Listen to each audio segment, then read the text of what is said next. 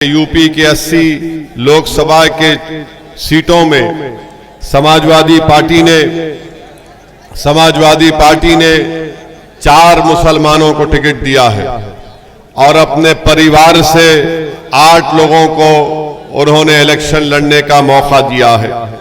अब आप बताइए कि सैफई का ये परिवार अगर 8 लोगों को अपना उम्मीदवार बनाता है और बात करते हैं अखिलेश पीडीए की, और ए का मतलब कभी कहते हैं आधी आबादी तो कभी कुछ और कहते हैं।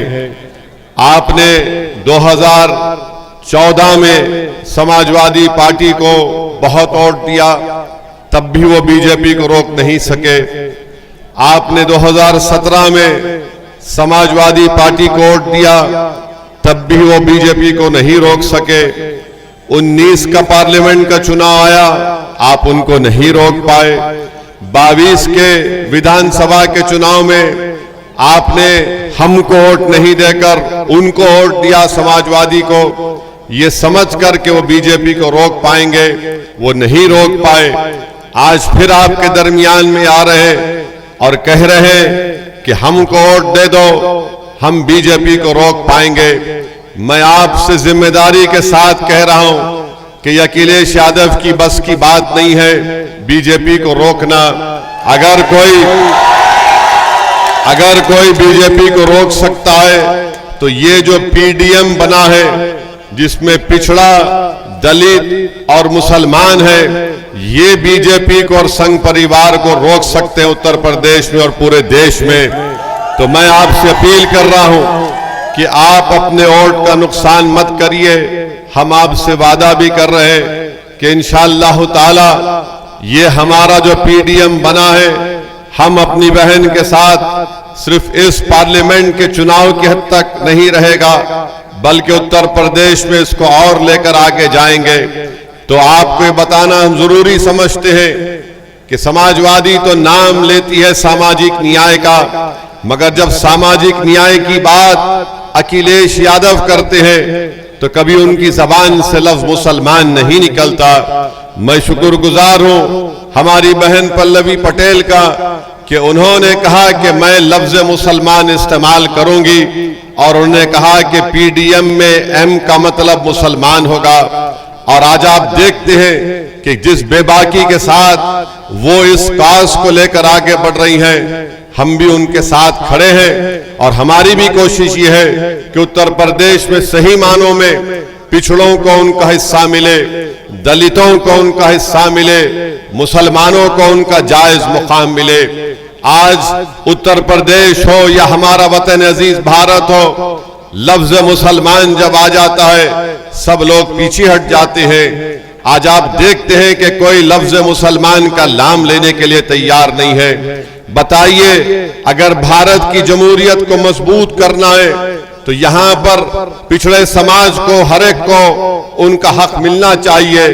मगर हम देख रहे हैं कि लोग धोखा खा जाते हैं समाजवादी पार्टी के दिल फरेब बातों को सुनकर। मगर चुनाव हो जाता है, उसके बाद अखिलेश यादव को किसी की फिक्र नहीं होती है। दूसरी जानिब बीजेपी है। 10 साल से नरेंद्र मोदी ने भारत के युवाओं को, नौजवानों को बेरोजगारी उनका मुकद्दर बनाकर रख दिया। आज रोजगार नहीं दे पाते हैं और नरेंद्र मोदी के पास इसका कोई जवाब नहीं है। महंगाई आसमान को छू रही है। मैं आपको याद दिलाना चाहूंगा कि 2022 के विधानसभा के चुनाव में जब तीसरे मरहले की मतदान हो चुका, उस वक्त नरेंद्र मोदी ने उत्तर प्रदेश की आवाम के दरमियान में आकर कहा था कि मोदी आपसे वादा कर रहा है कि जितने चुट्टा जानवर फिर रहे, मोदी उनको उसका इंतजाम करेगा। बताइए, आज उत्तर प्रदेश में सबसे बड़ा मसला ये तमाम के तमाम जो जानवर जो रोडों पर फिरते हैं, किसानों की खेत खा लेते हैं, और जो वो गरीब किसान जाकर उनसे पूछता है कि भैया हमारे खेत को नुकसान हो गया, तो गवर्नमेंट की तरफ से कहा जाता है बाबा और योगी ने आपको 500 रुपए का इनाम दिया है, ये 500 रुपए रख लीजिए।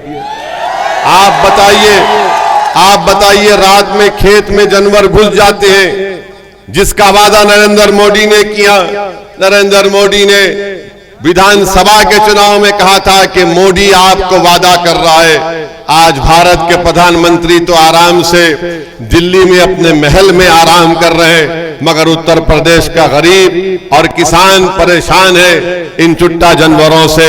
इसका कोई पुरसाने हाल नहीं है। आज आप देखते हैं कि नरेंद्र मोदी कहते हैं कि मैंने गरीबों को गैस का सिलेंडर दिया। मोदी जी, कभी किसी गरीब के घर में आप चले जाइए, 1 या 2 गैस का सिलेंडर के बाद वो गरीब परिवार गैस का सिलेंडर खरीद नहीं सकता, उनके पास उतने पैसे नहीं हैं। वही लकड़ियों पर खाना पकता है, वही धुआं निकलता है हमारी बहनों के लिए। फिर तीसरा नरेंद्र मोदी कहते हैं कि मैंने प्रधानमंत्री आवास योजना में घर दिए। अरे कहां दिए हैं आप बताओ ना हमको। मैंने प्रधानमंत्री आवास योजना के लिए, मुद्रा लोन के लिए और ये गैस के सिलेंडर की स्कीम के लिए मैंने आरटीआई एप्लीकेशन डाला, मगर कभी इसका जवाब नहीं आता है। तो मेरी आप तमाम से अपील है कि आपको देख समझकर अपने वोट का इस्तेमाल करना है।